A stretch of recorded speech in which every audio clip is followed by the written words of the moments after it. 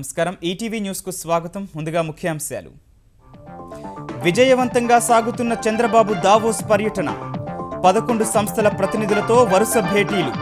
ఏపీలో పెట్టుబడులకు కంపెనీల సుముఖత. నేడు దావోస్ ఆర్థిక వేదిక సదస్సులో పాల్గొననున్న చంద్రబాబు. ప్రపంచ స్థాయి కంపెనీల ప్రతినిధులతో మంతనాలు. కేంద్రీయ విశ్వవిద్యాలయంలో ఆగని నిరసన జ్వాల. రాజీనామా చెయ్యబోనున్న ఉపకులపతి. నేడు హైదరాబాద్ రానున్న కేజ్రీవాల్, మాయావతి.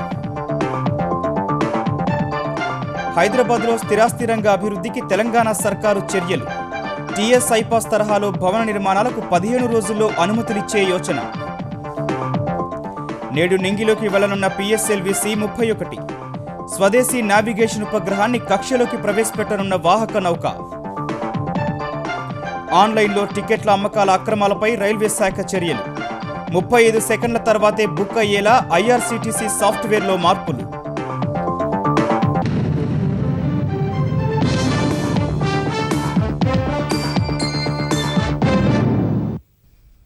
ఆంధ్రప్రదేశ్కు పెట్టుబడులు సాధించడమే లక్ష్యంగా స్విట్జర్లాండ్ పర్యటనకు వెళ్లిన ముఖ్యమంత్రి చంద్రబాబు బృందం తొలి రోజు 11 సంస్థలతో సమావేశాలు జరిపి ఏపీలో పరిశ్రమల ఏర్పాటుకున్న అవకాశాలను వారికి వివరించింది. నవ్యాంధ్రలో ప్లాంటులు స్థాపించాలని కెల్లెర్, సీస్ సంస్థలకు ముఖ్యమంత్రి విజ్ఞప్తి చేశారు. ప్రస్తుతం భారత్లో స్విస్ కంపెనీల నుంచి పెట్టుబడులు తక్కువగా ఉన్నాయని, దీన్ని క్రమంగా పెంచాలని సూచించారు. సంప్రదాయ విద్యుత్ ఉత్పత్తిలో ప్రసిద్ధి చెందిన బీకేడబ్ల్యూ ఇంజనీరింగ్ సంస్థ ప్రతినిధులను ముఖ్యమంత్రి రాష్ట్రానికి ఆహ్వానించారు. దావోస్ సదస్సు కోసం స్విట్జర్లాండ్ వెళ్లిన ఆంధ్రప్రదేశ్ ముఖ్యమంత్రి చంద్రబాబు తొలి రోజు వివిధ సంస్థల ప్రతినిధులతో వరుసగా సమావేశమయ్యారు. ఆంధ్రప్రదేశ్లో హైడ్రోపవర్ జనరేషన్ పట్ల ఆసక్తి ఉన్నట్లు స్విస్ పారిశ్రామికవేత్తలు ముఖ్యమంత్రికి తెలిపారు. జలవనరులను విద్యుదుత్పత్తికి ఎలా వినియోగించాలో అధ్యయనం చేయడానికి ఏపీకి ఒక బృందాన్ని పంపాలని కోరిన చంద్రబాబు అధ్యయనం తర్వాత ప్రాజెక్టుల ఏర్పాటుపై తగిన ప్రతిపాదనలు సిద్ధం చేయాలని సూచించారు. టెక్స్టైల్, ఫ్యాషన్ డిజైనింగ్ రంగంలో 4.5 దశాబ్దాలుగా ప్రసిద్ధి చెందిన గెడ్జీ కంపెనీ ప్రతినిధులతో ముఖ్యమంత్రి భేటీ కాగా ఆంధ్రప్రదేశ్లో 2,000 కోట్ల వ్యయంతో మెగా టెక్స్టైల్ పార్క్ నెలకొల్పడానికి ఆ సంస్థ ప్రతినిధులు సంసిద్ధత తెలిపారు. పర్యావరణహితంగా జల విద్యుత్ ఉత్పత్తిలో ప్రత్యేకత గల వెర్డే ఇంటర్నేషనల్ ప్రతినిధులతోనూ చంద్రబాబు సమావేశమయ్యారు. ఆనకట్టలు అవసరం లేకుండానే తాము జల విద్యుత్ను ఉత్పత్తి చేయగలమని ముఖ్యమంత్రికి వారు వివరించారు. 20 kV సామర్థ్యం నుంచి ఆ పై స్థాయి వరకు విద్యుత్ ఉత్పత్తి తమ ప్రత్యేకత అని తెలిపారు. ఆంధ్రప్రదేశ్లో ప్రయోగాత్మకంగా హైడ్రోపవర్ ప్రాజెక్టు ఏర్పాటుకు వెర్డే ఇంటర్నేషనల్ ప్రతినిధులు ఆసక్తి చూపారు. కంపెనీ ప్రతిపాదనకు అంగీకారం తెలిపిన చంద్రబాబు 3 లేదా 4 నెలల్లో ప్లాంట్లు ఏర్పాటు చేయాలని కోరారు. ఏపీలో ఆహార శుద్ధి పరిశ్రమలు, సౌర విద్యుత్ ప్లాంట్ ఏర్పాటుకు ఇండాని గ్లోబల్ సంస్థ సంసిద్ధత వ్యక్తం చేసింది. తక్షణం పామాయిల్ శుద్ధి కర్మాగారాన్ని నెలకొల్పాలని చంద్రబాబు ఆ సంస్థ ప్రతినిధులకు విజ్ఞప్తి చేశారు. దీనిపై వారు సానుకూలంగా స్పందించారు. ఆంధ్రప్రదేశ్లో బంగారు ఖనిజ నిక్షేపాలు సరిపడా ఉన్నట్లు నిర్ధారిస్తే గోల్డ్ మైనింగ్ కు ముందుకొస్తామని ఇండాని గ్లోబల్ సంస్థ ప్రకటించింది. ఏపీలో రిఫైనరీలు నెలకొల్పితే అన్ని రకాల ప్రోత్సాహకాలు ఇస్తామని చంద్రబాబు ప్రకటించారు. ఆంధ్రప్రదేశ్లో కొత్తగా ఒక కాఫీ ప్లాంట్ ఏర్పాటు చేసి ఆసియా దేశాల అవసరాలు తీర్చాలన్నది తమ ధ్యేయమని ఎథికల్ కాఫీ కంపెనీ ప్రకటించింది. అరకులో ఆర్గానిక్ కాఫీ తోటలున్నాయని, విశాఖలో ప్లాంట్లు ఏర్పాటు చేస్తే నౌకా రవాణాకు అనుకూలంగా ఉంటుందని ముఖ్యమంత్రి వారికి వివరించారు. విద్యుత్ నిల్వ పరికరాల తయారీలో ప్రసిద్ధి చెందిన లెక్లాంచ్ ప్రతినిధులతోనూ చంద్రబాబు బృందం సమావేశమైంది. భారత్లో ఉత్పాదక సంస్థ ఏర్పాటుకు లెక్లాంచ్ సంస్థ ఆసక్తి చూపగా ఆంధ్రప్రదేశ్లో ఏర్పాటు చేయాలని వారిని చంద్రబాబు కోరారు. నవ్యాంధ్ర రాజధాని అమరావతిలో పరిశ్రమలు స్థాపించాలని స్విట్జర్లాండ్లోని భారతీయులకు ముఖ్యమంత్రి చంద్రబాబు నాయుడు విజ్ఞప్తి చేశారు. స్విట్జర్లాండ్ పర్యటనలో భాగంగా దావోస్ కాంగ్రెస్ సెంటర్లో అక్కడి భారతీయులు ఏర్పాటు చేసిన కార్యక్రమంలో చంద్రబాబు పాల్గొన్నారు. పారిశ్రామికవేత్తలు రాహుల్ బజాజ్, విశాల్ సిక్కా, సునీల్ మిట్టల్ కూడా ఈ కార్యక్రమానికి హాజరయ్యారు. పెట్టుబడులకు ఆంధ్రప్రదేశ్ భారత్లోని అత్యంత అనుకూల రాష్ట్రమని చంద్రబాబు అన్నారు. 974 కిలోమీటర్ల సముద్ర తీరం ఉన్న ఆంధ్రప్రదేశ్ అభివృద్ధికి పుష్కలమైన అవకాశాలు కలిగి ఉందని తెలిపారు. తమ ప్రభుత్వం కల్పిస్తోన్న సదుపాయాలను అందిపుచ్చుకొని పరిశ్రమల ఏర్పాటుకు ముందుకు రావాలని చంద్రబాబు కోరారు. దావోస్లో నేడు ప్రపంచ ఆర్థిక సదస్సులో చంద్రబాబు పాల్గొననున్నారు. ప్రపంచ స్థాయి కార్పొరేట్ సంస్థల ప్రతినిధులతో మంతనాలు జరపనున్నారు. విశాఖ భాగస్వామ్య సదస్సులో కుదిరిన 1000 కోట్ల ఒప్పందాల స్ఫూర్తిని దావోస్లోనూ పునరావృతం చేసే దిశగా అడుగులేస్తున్నారు. దావోస్లో ప్రపంచ ఆర్థిక సదస్సు 46వ వార్షిక సమావేశాల్లో ముఖ్యమంత్రి చంద్రబాబు నేతృత్వంలోని బృందం పాల్గొనుంది. ఈ సదస్సుకు ఆహ్వానం పొందిన ఒకే ఒక్క ముఖ్యమంత్రిగా చంద్రబాబు తన ప్రత్యేకత చాటుకున్నారు. భారత్ నుంచి ఈ సదస్సుకు హాజరు కానున్న ప్రముఖుల్లో కేంద్ర ఆర్థిక మంత్రి Arun Jaitley, reserve bank governor Raghuram Rajan ఉన్నారు. వివిధ రంగాలకు చెందిన వ్యాపారవేత్తలు, ఐటీ, రాజకీయ ప్రతినిధులు సుమారు 2500 మంది ఈ సమావేశంలో పాల్గొంటారు. 4వ పారిశ్రామిక విప్లవంపై పట్టు అనే అంశంపై ఈ ఏడాది ప్రపంచ ఆర్థిక సదస్సు చర్చించనుంది. రాజకీయ, సామాజిక, ఆర్థిక రంగాలపై తీవ్ర ప్రభావం చూపేలా కొత్త అధ్యయనాలను సృష్టించడమే లక్ష్యంగా ఫిజికల్, డిజిటల్, బయోలాజికల్ రంగాల సాంకేతికతను ఏకీకరణం చేయడం కోసమే ఈ అంశాన్ని ఎంచుకున్నారు. ఈ సదస్సులో చంద్రబాబు కీలక విషయాలపై ప్రసంగించనున్నారు. భవిష్యత్తులో పట్టణాల అభివృద్ధి, వ్యాపారం చేసేందుకు అనుకూలమైన వాతావరణంపై అభిప్రాయాలను పంచుకోనున్నారు. ప్రపంచంలో స్థిరాస్తి, విద్యుత్, తయారీ, వ్యవసాయ రంగాలపై చంద్రబాబు ప్రసంగిస్తారు. వివిధ రంగాలకు చెందిన పారిశ్రామిక, వ్యాపార ప్రముఖులతో భేటీలు నిర్వహించి ఆంధ్రప్రదేశ్లో పెట్టుబడులకు గల అవకాశాలను వివరిస్తారు. ఆర్బీఐ గవర్నర్ రాజన్తోనూ చంద్రబాబు భేటీ అవుతారు. ఆచార్య క్లాస్ స్వాబ్తో బహుముఖ సమావేశాల్లో పాల్గొంటారు. General Motors CEO Mary Barra, Microsoft CEO Satya Nadella, Hitachi chairman Hiroki Nakanishi వంటి ప్రముఖులు దావోస్ సమావేశంలో పాల్గొంటారు. హైదరాబాద్ కేంద్రీయ విశ్వవిద్యాలయ విద్యార్థి రోహిత్ చక్రవర్తి ఆత్మహత్యపై హెచ్సీయూ ఉపకులపతి అప్పారావు స్పందించారు. 17వ తేదీన రోహిత్ ఆత్మహత్య చేసుకోవడం విషాదకరమైన సంఘటన అని విశ్వవిద్యాలయం వెబ్సైట్ ద్వారా ఓ ప్రకటన విడుదల చేశారు. బంగారు భవిష్యత్తు కలిగిన రోహిత్ ఆత్మహత్య చేసుకోవడం బాధాకరమంటూ వారి కుటుంబ సభ్యులకు సానుభూతిని తెలిపారు. ఇలాంటి సంఘటనలు విశ్వవిద్యాలయంలో ప్రశాంత వాతావరణాన్ని చెరిపేస్తాయన్న ఆయన భవిష్యత్తులో ఇలాంటివి చోటు చేసుకోకుండా తీసుకోవాల్సిన చర్యల కోసం అందరూ తమ ఆలోచనల్ని, సమయాన్ని వెచ్చించాల్సిన అవసరం ఉందని అభిప్రాయపడ్డారు. ప్రస్తుత సెమిస్టర్ తుది దశలో ఉన్నందున ప్రతి ఒక్కరూ తరగతి గదుల్లో బోధన, అభ్యాసం, పరిశోధన కార్యక్రమాలపై దృష్టి సారించాలన్నారు. ఉద్రిక్తతల్ని తగ్గించేందుకు విశ్వవిద్యాలయానికి చెందిన సీనియర్ బోధనా సిబ్బంది, డీన్తో కలిపి ఓ కమిటీ ఏర్పాటు చేస్తామన్న అప్పారావు ఈ కమిటీ విద్యార్థులతో చర్చలు జరిపి వారి మనోభావాలకు అనుగుణంగా తగిన చర్యల కోసం ప్రయత్నిస్తుందన్నారు. మంగళవారం రాత్రి మీడియాతో మాట్లాడిన అప్పారావు నిరాధార ఆరోపణలతో రాజీనామా చేయాలంటున్న వారికి తలొగ్గే ప్రశ్నే లేదన్నారు. హైదరాబాద్ కేంద్రీయ విశ్వవిద్యాలయంలో పీహెచ్డీ విద్యార్థి రోహిత్ వేముల ఆత్మహత్య దురదృష్టకరమని ఆంధ్రప్రదేశ్ ముఖ్యమంత్రి నారా చంద్రబాబు నాయుడు ఒక ప్రకటనలో తెలిపారు. దావోస్ పర్యటనలో ఉన్న ముఖ్యమంత్రి రోహిత్ కుటుంబానికి ప్రగాఢ సానుభూతిని తెలియజేశారు. బాధిత కుటుంబానికి తగు ఆర్థిక సహాయాన్ని అందించాలన్నారు. కేంద్ర ప్రభుత్వం నియమించిన నిజ నిర్ధారణ కమిటీ వేగవంతంగా, నిష్పక్షపాతంగా విచారణ పూర్తి చేసి సంఘటనకు బాధ్యులపై కఠిన చర్యలు తీసుకోవాలని కోరారు. ఇవాళ కేజ్రీవాల్, మాయావతి, సీతారాం యెచూరి తదితరులు హైదరాబాద్ రానున్నారు. హెచ్సీఈలో 5 విద్యార్థుల సస్పెన్షన్కు సంబంధించిన వ్యాజ్యాన్ని అత్యవసరంగా విచారణ జరపాలని సీనియర్ న్యాయవాది బొజ్జా తారకం హైకోర్టును కోరారు. సస్పెన్షన్ను సవాల్ చేస్తూ రోహిత్, ప్రశాంత్ సహా 5 గత నెల 18న హైకోర్టును ఆశ్రయించారు. విశ్వవిద్యాలయ రిజిస్ట్రార్ డిసెంబర్ 16న జారీ చేసిన ఉత్తర్వులు చట్టవిరుద్ధమైనవిగా ప్రకటించి వసతి గృహం, పరిపాలన భవనం, ఇతర బహిరంగ ప్రదేశాల్లోకి వెళ్లేలా అనుమతించాలని వారు పిటిషన్లలో కోరారు. తాజా పరిస్థితుల నేపథ్యంలో ఆ వ్యాజ్యాలను అత్యవసరంగా విచారణ జరపాలని సీనియర్ న్యాయవాది బొజ్జా తారకం హైకోర్టును కోరారు. తన కుమారుడిపై మరోసారి దాడులు, బెదిరింపులు జరగకుండా తగిన భద్రత ఇవ్వాలని సుశీల్ కుమార్ తల్లి వినయ దాఖలు చేసిన పిటిషన్ మరో న్యాయమూర్తి వద్ద పెండింగ్లో ఉందన్న విషయం గుర్తు చేసిన న్యాయమూర్తి జస్టిస్ ఎంఎస్ రామచంద్రారావు రెండూ కలిపి ఒకే చోట విచారణ జరపడం మంచిదని అభిప్రాయపడ్డారు. దీనిపై పరిపాలనాపరమైన అనుమతి కోసం ప్రధాన న్యాయమూర్తి వద్దకు ఫైల్ పంపిస్తానని తెలిపారు. హైకోర్టు ప్రధాన న్యాయమూర్తి నిర్ణయం తర్వాత వ్యాజ్యాలపై త్వరలో విచారణ జరిగే అవకాశం ఉంది. శ్రీహరికోట సతీష్ ధావన్ అంతరిక్ష ప్రయోగ కేంద్రం నుంచి పిఎస్ఎల్విసి 31 ప్రయోగానికి రంగం సిద్ధమైంది. ఇవాళ ఉదయం 9:31 రాకెట్ను ప్రయోగించేందుకు అన్ని ఏర్పాట్లు పూర్తయ్యాయి. కౌంట్డౌన్ ప్రక్రియను పరిశీలించిన ఇస్రో చైర్మన్ కిరణ్ కుమార్ పలు సూచనలు చేశారు. దేశీయ నావిగేషన్ వ్యవస్థ కోసం రూపొందించిన 5వ ఉపగ్రహం IRNSS-Eను పిఎస్ఎల్విసి 31 ద్వారా షార్లోని 2వ ప్రయోగ వేదిక నుంచి రోదసీలోకి ప్రవేశపెట్టనున్నారు. ఈ రాకెట్ 4 దశల ఇంజన్లతో పనిచేస్తుంది. 1, 3 దశల ఇంజన్లను ఘన ఇంధనంతో నింపారు. 2, 4 దశల ఇంజన్లు ద్రవ ఇంధనంతో పనిచేస్తాయి. పిఎస్ఎల్వి ప్రయోగం జరగనున్నందున షార్ వద్ద గస్తీ ముమ్మరం చేశారు. షార్కు చెందిన ప్రత్యేక బలగాలు అన్ని ప్రాంతాల్లో మోహరించి తనిఖీలు చేశాయి.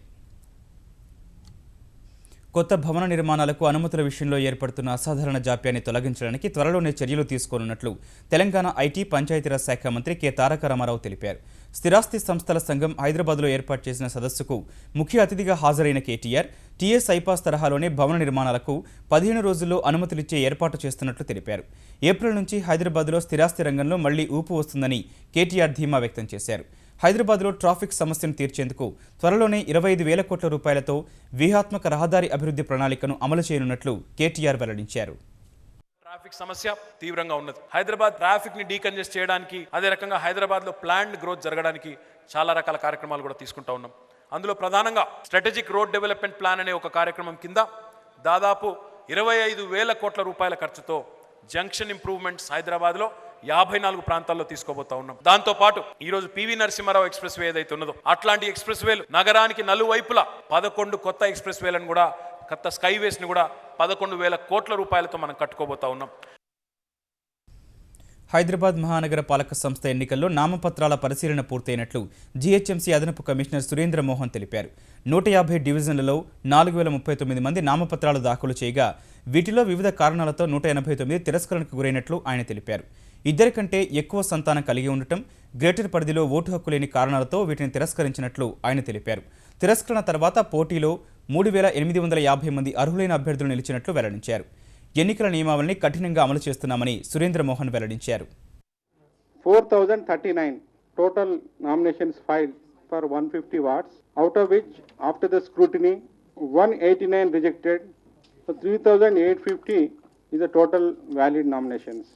850. So the breakup is like this. హైదరాబాద్కు అత్యధిక ఆదాయం వచ్చేలా తీర్చిదిద్దిన ఘనత తెలుగుదేశం పార్టీదేనని ఆ పార్టీ తెలంగాణ కార్యనిర్వాహక అధ్యక్షుడు రేవంత్ రెడ్డి అన్నారు. నిజాం నవాబు హైదరాబాద్ను చారిత్రక నగరంగా తీర్చిదిద్దితే ఆదాయం వచ్చేలా తామే తయారు చేశామని తెలిపారు. తెలంగాణలో తెరాస ప్రభుత్వం అరాచక పాలన సాగిస్తోందని ఆయన మండిపడ్డారు. హైదరాబాద్ను అంతర్జాతీయ పట్టణంలో నిలిపిన తెలుగుదేశం పార్టీకే జీహెచ్ఎంసీ ఎన్నికల్లో ప్రజలు విజయాన్ని కట్టబెడతారని రేవంత్ ధీమా వ్యక్తం చేశారు.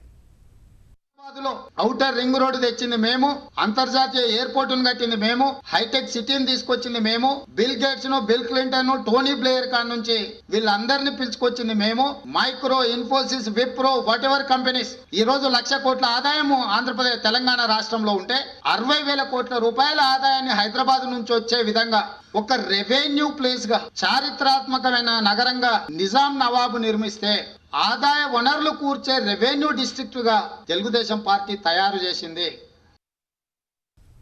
ఆంధ్రప్రదేశ్లో అమలు చేస్తున్న నగదు రహిత వైద్య పథకంలో ఖర్చు 2 లక్షలు దాటినా ప్రభుత్వం చెల్లిస్తుందని వైద్య ఆరోగ్య శాఖ మంత్రి కామినేని శ్రీనివాస్ తెలిపారు.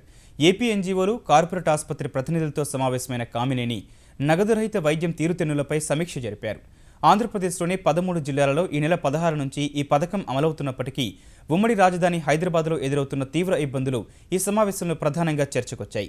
త్వరలోనే పాత్రికేయులకు కూడా ఈ పథకాన్ని వర్తింపజేస్తామని కామినేని శ్రీనివాస్ వెల్లడించారు. అంటే but we will review, but limit fixation లేదు. 2 lakhs అయిన తర్వాత రివ్యూ చేస్తాం, బట్ నెంబర్ ఆఫ్ ఎపిసోడ్స్ కూడా లిమిట్ లేదు. 2 lakhs will review and will, but doesn't stop the treatment.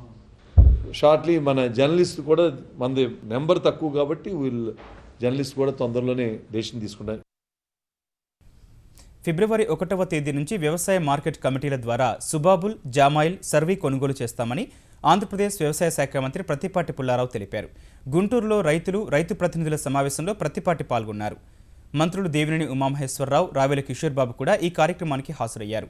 సుబాబుల్ అమ్మకాల్లో అక్రమాల కట్టడికి పటిష్టమైన చర్యలు తీసుకున్నట్లు ప్రత్తిపాటి వెల్లడించారు. ముఖ్యమంత్రితో చర్చించి రైతుల సమస్యలన్నింటినీ పరిష్కరిస్తామని తెలిపారు. నేరుగా మార్కెటింగ్ యార్డుకే రైతులు తీసుకురావటం, మార్కెటింగ్ యార్డు ద్వారా మాత్రమే ఎవరైతే పేపర్ మిల్లు యాజమాన్యం ఉందో కొనుగోలు చేయాలని ఒక నిర్ణయం తీసుకున్నాం. దీనివల్ల ఏమవుతుందంటే రైతు నేరుగా 4400, 4600 నేరుగా రైతులకు ధర వచ్చేటువంటి అవకాశం ఉంది. మధ్యవర్తుల ప్రమేయం ఉండదు. మధ్యవర్తులు ఎక్కడైనా గనక కొనుగోలు చేసో, కటింగ్ చేసో, లారీల ద్వారా ట్రాన్స్పోర్ట్ అయితే చెక్ పోస్ట్ లో బ్రేక్ చేస్తాం. ఎక్కడ కూడా వాళ్ళని ట్రాన్స్పోర్ట్ జరగనివ్వం. ప్రత్యేక అవగాహన ప్రణాళిక ద్వారా ఏప్రిల్ చివరి నాటికి ఆంధ్రప్రదేశ్లో సారాకు తావు లేకుండా చేస్తామని ఆంధ్రప్రదేశ్ ఆబ్కారీ శాఖ మంత్రి కొల్లు రవీంద్ర స్పష్టం చేశారు. విజయవాడలో ఆబ్కారీ శాఖ కమిషనర్ ముఖేష్ కుమార్ మీనాతో సమీక్ష నిర్వహించిన ఆయన ఆ దిశగా ఇప్పటికే జిల్లాల వారీ 1900కు పైగా అక్రమ సారా తయారీ కేంద్రాలు గుర్తించామని చెప్పారు.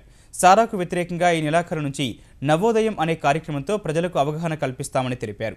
విజయవాడ స్వర్ణ బార్ కల్తీ మద్యం కేసులో ఇంకా ఫోరెన్సిక్ నివేదిక రాలేదన్న మంత్రి మద్యంలో కలిపే నీటిలోనే కల్తీ జరిగినట్లు ప్రాథమిక నిర్ధారణకు వచ్చినట్లు తెలిపారు.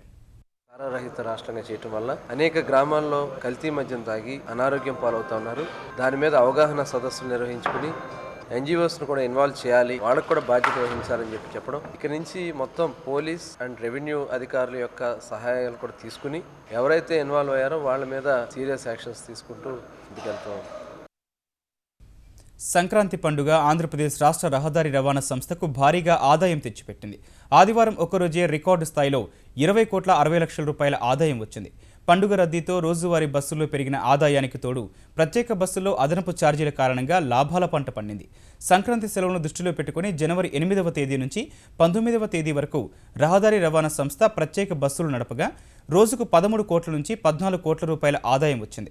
సగటు ఆదాయానికి ఇది 2 నుంచి 3 కోట్ల రూపాయలు అదనం కావడం విశేషం. వచ్చే నెలలో జరగనున్న సమ్మక్క సారలమ్మ జాతరకు తెలంగాణ ప్రభుత్వం 100 కోట్ల రూపాయలను కేటాయించిందని నిజామాబాద్ ఎంపీ కవిత తెలిపారు.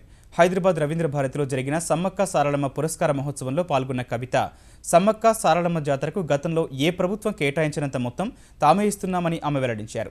తెలంగాణ రాష్ట్రం ఏర్పడిన తర్వాత తొలిసారి జరుగుతున్న ఈ వేడుకలను ఘనంగా నిర్వహిస్తామని కవిత తెలిపారు.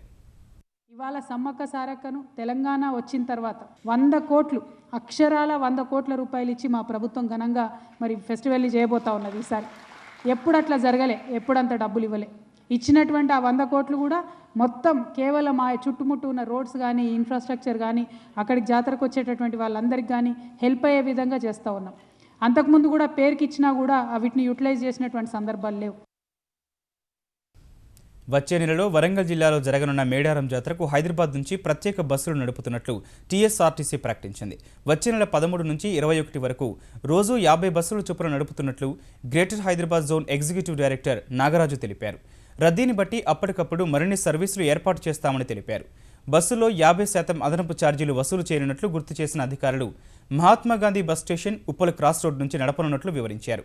ప్రయాణికులు బస్టాండ్లు, ఏటీబీ కేంద్రాలు సహా www.tsrtconline.in ద్వారా ఆన్లైన్లో సీట్లు రిజర్వ్ చేసుకోవచ్చని తెలిపారు. ఏసీ బస్సులో 552 రూపాయలు, సూపర్ లగ్జరీలో 447, ఎక్స్ప్రెస్లో 337 రూపాయలు ఛార్జీగా నిర్ణయించినట్లు వివరించారు. ఇంటింటికి మంచినీరు అందించేందుకు తెలంగాణ ప్రభుత్వం ప్రతిష్టాత్మకంగా చేపట్టిన మిషన్ భగీరథ పనులను గవర్నర్ నరసింహన్ ఇవాళ ప్రత్యక్షంగా పరిశీలించనున్నారు. ఇందుకోసం ఆయన మెదక్, వరంగల్, నల్గొండ జిల్లాలో పర్యటించనున్నారు. ఉదయం గజ్వేల్, జనగాం, ఆలేరు నియోజకవర్గాల్లో పర్యటించనున్నారు. మిషన్ భగీరథ మొదటి విడతలో మేడ్చల్, సిద్దిపేట, గజ్వేల్, దుబ్బాక, జనగాం, స్టేషన్ ఘన్పూర్, పాలకుర్తి, ఆలేరు, భువనగిరి, తుంగతుర్తి నియోజకవర్గాలకు మంచినీరు అందించాలని ప్రణాళికలు సిద్ధం చేసిన ప్రభుత్వం ఏప్రిల్ నెలాఖరు నాటికి పనులు పూర్తి చేసేలా చర్యలు చేపట్టింది. ఈ 10 నియోజకవర్గాలకు నీరు అందించేలా జరుగుతున్న పనులను గవర్నర్ ప్రత్యక్షంగా పరిశీలించనున్నారు. నత్తలడకగా సాగుతున్న కౌలు రైతుల రుణార్హత ప్రక్రియను వేగవంతం చేయాలని ఆదేశించినట్లు తెలంగాణ భూ పరిపాలన కమిషనర్ రేమండ్ పీటర్ తెలిపారు. బ్యాంకులు రుణాలు అందించేందుకు వీలుగా కౌలు రైతుల వివరాలు వెబ్ల్యాండ్ పోర్టల్లో నమోదు చేయనున్నట్లు తెలిపారు. భూ యజమాని వివరాలు, భూమి విస్తీర్ణం కూడా ఆన్లైన్లో నమోదు చేయనున్నట్లు తెలిపారు. కార్డుల కోసం వచ్చే నెల నుంచి దరఖాస్తులను ఆహ్వానించనున్నట్లు రేమండ్ పీటర్ వెల్లడించారు. ప్రభుత్వ కార్యక్రమాలు, సంక్షేమ పథకాలపై ప్రజల్లోకి మరింత విస్తృతంగా తీసుకెళ్లాలని భావిస్తున్న తెలంగాణ సర్కారు ఇందుకు సాంస్కృతిక సారథి కళాకారుల సేవలను ఎక్కువగా వాడుకోవాలని నిర్ణయించింది. ఈ మేరకు సాంస్కృతిక సారథి కళాకారులతో నెలలో 25 రోజులు ప్రచారం చేయించాలని స్పష్టం చేసింది. ఈ మేరకు మార్గదర్శకాలను వెల్లడించిన ప్రభుత్వం జిల్లా పౌర సంబంధాల అధికారి ద్వారా జిల్లా కలెక్టర్ల పర్యవేక్షణలో కళాకారులు పనిచేయాల్సి ఉంటుందని పేర్కొంది. ప్రభుత్వ పథకాలైన మిషన్ కాకతీయ, ఆసరా పింఛన్లు, హరితహారం, కళ్యాణలక్ష్మి, షాదీ ముబారక్, 2 పడక గదుల ఇళ్లు, మిషన్ భగీరథ, కేజీ నుంచి పీజీ వరకు ఉచిత విద్య, స్వచ్ఛ హైదరాబాద్, కృష్ణా పుష్కరాలపై ప్రచారం నిర్వహించాలని పేర్కొంది. ప్రభుత్వ పథకాలపై ప్రచారం లేని సమయంలో రాష్ట్ర పర్యాటక, సాంస్కృతిక విశిష్టతలపై సాంస్కృతిక సారథి కళాకారులు ప్రచారం నిర్వహించాలని తెలిపింది. ఆన్లైన్ టికెట్ల అమ్మకాల్లో అక్రమాల నిరోధానికి దళారులకు చెక్ చెప్పేందుకు ఐఆర్సీటీసీ చర్యలు చేపట్టింది. వెబ్సైట్లో 35 సెకండ్లు వేచి ఉన్న తర్వాతే టికెట్ బుక్ అయ్యేలా సాఫ్ట్వేర్లో మార్పులు చేపట్టింది. సాధారణంగా వెబ్సైట్లో వివరాలు నింపడానికి 35 సెకండ్ల కంటే ఎక్కువ సమయం పడుతుంది. కానీ దళారులు వివిధ సాఫ్ట్వేర్లు ఉపయోగించి తక్కువ సమయంలోనే వేగంగా టికెట్లు బుక్ చేసి ప్రయాణికులకు అధిక మొత్తంలో విక్రయిస్తున్నారు. దీనివల్ల అసలైన ప్రయాణికులు తీవ్రంగా ఇబ్బందులు పడాల్సి వచ్చేది. వాటన్నింటి నుంచి ఉపశమనం కలిగించేందుకు ఐఆర్సీటీసీ ఈ చర్య తీసుకుంది. నిమిషానికి 15,000 టికెట్లు బుక్ అయ్యేలా వ్యవస్థను ఆధునికీకరించిన ఐఆర్సీటీసీ రక్షణాత్మకమైన చర్యలు చేపట్టింది. రైలు ప్రయాణికుల్లో 58% మంది అంతర్జాలంలోనే టికెట్లు బుక్ చేసుకుంటున్నారని తెలిపిన రైల్వే శాఖ వ్యవస్థలో మార్పులు చేస్తోంది. ప్రధానమంత్రి నరేంద్ర మోదీ రక్షణ శాఖ మంత్రి మనోహర్ పారికర్ను హతమారుస్తామంటూ ఇస్లామిక్ స్టేట్ ఉగ్రవాద సంస్థ పేరున వచ్చిన లేఖతో గోవాలోని పనాజీ పోలీసులు అప్రమత్తమయ్యారు. ఈ కేసును ఉగ్రవాద వ్యతిరేక దళానికి అప్పగించారు.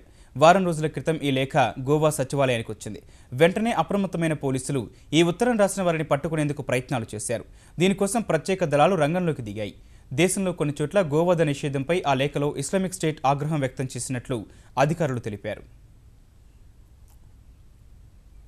అమ్మ పేరుతో అనేక సంక్షేమ కార్యక్రమాలు చేపడుతున్న తమిళనాడు ముఖ్యమంత్రి జయలలిత అదే బాటలో మరో అడుగు వేశారు. ప్రజలకు శీఘ్రగతిన ప్రభుత్వ సేవల్ని అందించే లక్ష్యంతో అమ్మ కాల్ సెంటర్ను ప్రారంభించారు. చెన్నైలో వీడియో కాన్ఫరెన్స్ ద్వారా ఈ కాల్ సెంటర్ను ప్రారంభించిన ఆమె ప్రజలు ఈ కాల్ సెంటర్ నెంబర్ 1100కు ఫోన్ చేసి తమ సమస్యలు చెప్పుకోవచ్చని తెలిపారు. అలా వచ్చిన ఫిర్యాదుల్ని సంబంధిత శాఖలకు పంపనున్న అమ్మ కాల్ సెంటర్ ఆ దరఖాస్తు ఏ అధికారి దగ్గర ఉంది, ఆ అభ్యర్థనపై ఎలాంటి చర్యలు తీసుకున్నారనే సమాచారాన్ని ఎప్పటికప్పుడు SMS ద్వారా ప్రజలకు చేరవేస్తుందని తెలిపారు. ప్రజా సమస్యల పరిష్కారం కోసం ఇప్పటికే ప్రత్యేక విభాగం ఏర్పాటు చేసిన జై సర్కారు కాల్ సెంటర్ ద్వారా ఆ సేవలు మరింత వేగవంతమవుతాయని భావిస్తోంది. అధునాతన సాంకేతిక పరిజ్ఞానం 138 మంది ఆపరేటర్లతో ఏర్పాటు చేసిన అమ్మ కాల్ సెంటర్ రోజుకు 15,000 ఫోన్ కాల్స్ స్వీకరిస్తుంది. శాస్త్ర సాంకేతిక రంగాల్లో వస్తున్న సరికొత్త మార్పులు భూమిపై మానవ మనుగడను ప్రశ్నార్థకంగా మార్చనున్నాయని విఖ్యాత భౌతిక శాస్త్రవేత్త స్టీఫెన్ హాకింగ్ హెచ్చరించారు. బీబీసీతో ముఖాముఖిలో ప్రపంచం ఎలా అంతమవుతుందనే ప్రశ్నకు సమాధానమిచ్చిన హాకింగ్ అణుయుద్ధం, భూతాపం, జన్యుమార్పిడి చేసిన వైరస్ల వల్ల ముప్పు పొంచి ఉందన్నారు. వచ్చే 1000 నుంచి 10,000 సంవత్సరాల్లో భూమికి పెనుముప్పు దాదాపు ఖాయమన్న హాకింగ్ ఆ సమయానికి మానవుడు అంతరిక్షానికి విస్తరిస్తాడని, అందుకే మానవజాతి అంతరించిపోయే అవకాశం లేదని హాకింగ్ తెలిపారు. దేశీయ కార్పొరేట్ అగ్రగామి రిలయన్స్ ఇండస్ట్రీస్ ప్రస్తుత ఆర్థిక సంవత్సరం 3వ త్రైమాసికంలో రికార్డు స్థాయిలో లాభాలను ఆర్జించింది. గతేడాదితో పోలిస్తే 38.7% వృద్ధితో 7,290 కోట్ల రూపాయల నికర లాభం సొంతం చేసుకుంది. రిలయన్స్ చరిత్రలో ఒక త్రైమాసికంలో ఇంత అత్యధిక స్థాయిలో లాభాన్ని నమోదు చేయడం ఇదే తొలిసారి. అంతర్జాతీయంగా ముడిచమురు ధరలు ఘోరంగా పడిపోయినందున రిలయన్స్ విక్రయాలు మాత్రం 24% తగ్గి 73,341 కోట్ల రూపాయలకు పరిమితమయ్యాయి.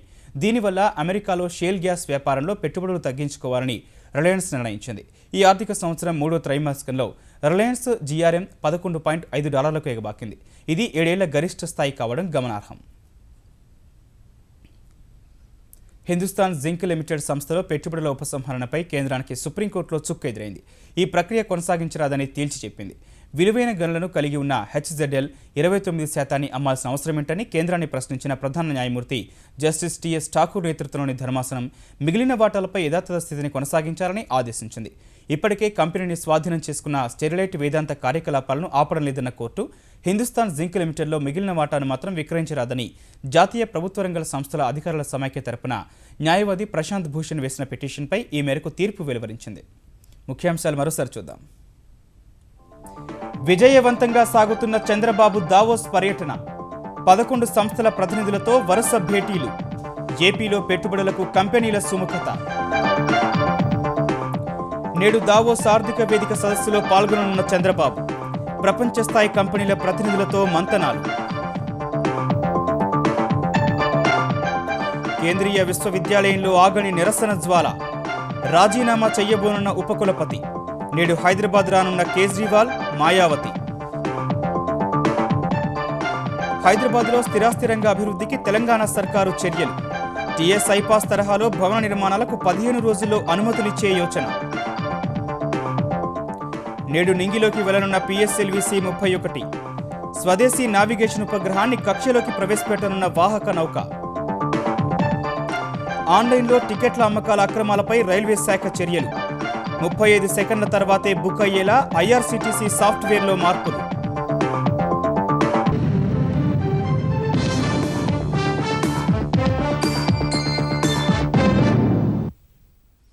ఈటీవీ న్యూస్ సమాప్తం. నమస్కారం.